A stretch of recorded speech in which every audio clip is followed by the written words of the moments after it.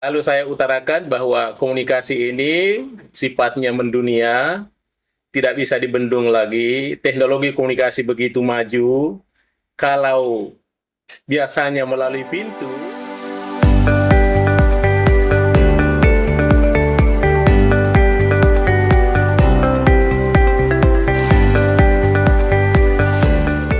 Baik, para pemirsa sekalian, terima kasih atas segala perhatiannya. Kita jumpa lagi, walaupun tentunya dalam suasana online ya, di dunia maya.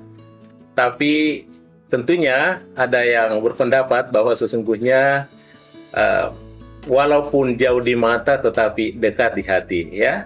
Di hati ketika kita bertemu di dalam dunia maya seperti ini ya. Baik para pemirsa sekalian, terima kasih kita menonton channel YouTube kita lagi, Mr. Koronis, komunikasi romantis dan humanis.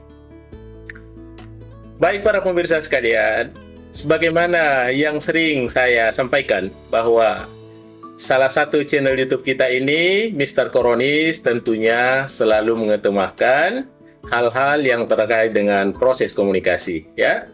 Selalu saya utarakan bahwa komunikasi ini sifatnya mendunia, tidak bisa dibendung lagi. Teknologi komunikasi begitu maju, kalau biasanya melalui pintu dan ternyata kita tidak segan-segan kemudian menutup pintunya, maka tentunya teknologi komunikasi akan masuk melalui jendela.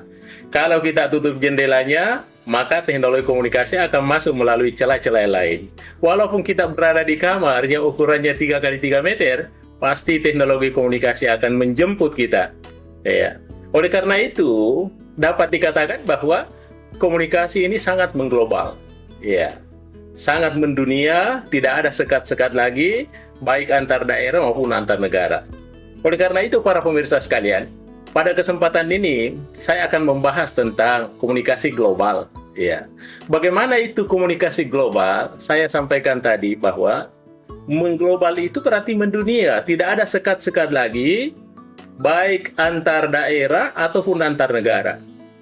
Tidak ada lagi terasa dekat, tidak ada yang terasa jauh. Hampir sama saja.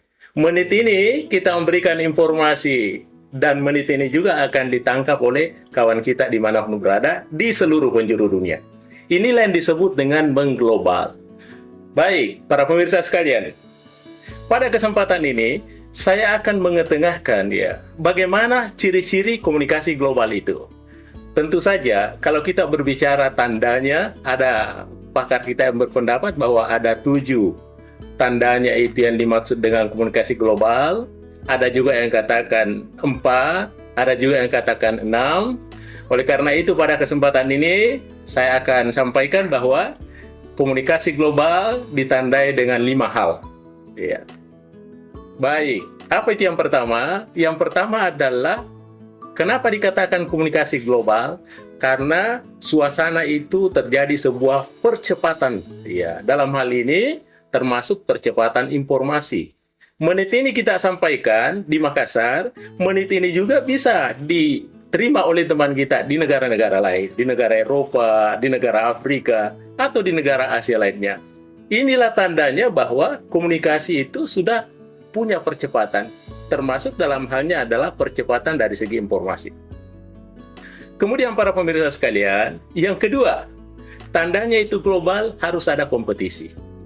Apa itu kompetisi? Kompetisi adalah sebuah persaingan.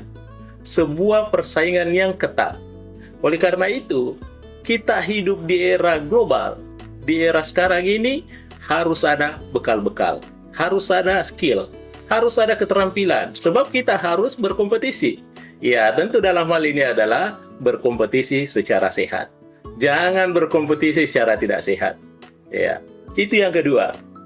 Para pemirsa sekalian, yang ketiga, apa syaratnya ya? Dikatakan komunikasi itu sudah mengglobal. Yang ketiga adalah syaratnya harus punya kompetensi. Apa itu kompetensi? Kompetensi adalah sebuah kemampuan yang dimiliki.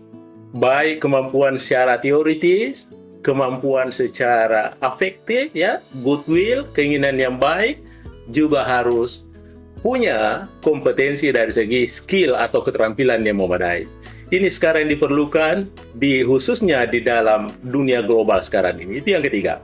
Kemudian, ciri yang keempat adalah interdependensi. Ya, apa itu interdependensi? Ada kebergantungan, ada ketergantungan antara satu dengan lainnya. Artinya bahwa di dalam kondisi sekarang, negara sudah maju, negara sudah mengglobal, tetapi tingkat ketergantungan kita antara satu dengan yang lain sangat tinggi. Ya, ketika kita perlu sebuah makanan, ya dengan mudah diperoleh dalam kondisi saat ini, tetapi kita harus bergantung kepada hal tertentu. Contohnya ya, dia harus menggunakan internet, harus menggunakan HP yang baik, menggunakan kuota dengan baik, itu baru bisa hadir barang itu.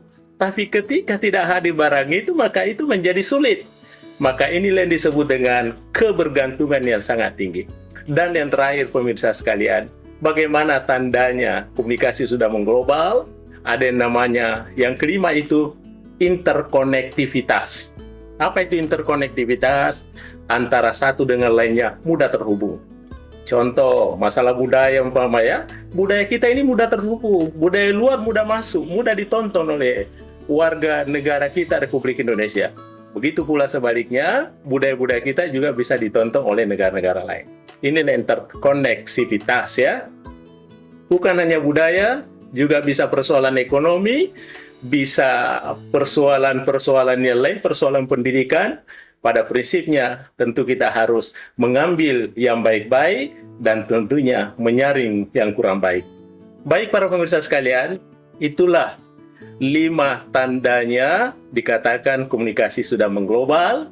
Yang pertama adalah terjadi percepatan informasi, yang kemudian yang kedua adalah ada kompetisi, yang ketiga adalah ada kompetensi, yang keempat selalu interdependensi, dan yang kelima adalah lahirnya interkonektivitas, kebergantungan antara satu dengan lainnya.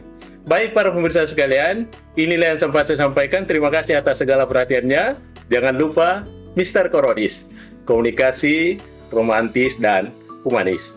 Demikian, terima kasih. Wassalamualaikum warahmatullahi wabarakatuh. Mr. Koronis.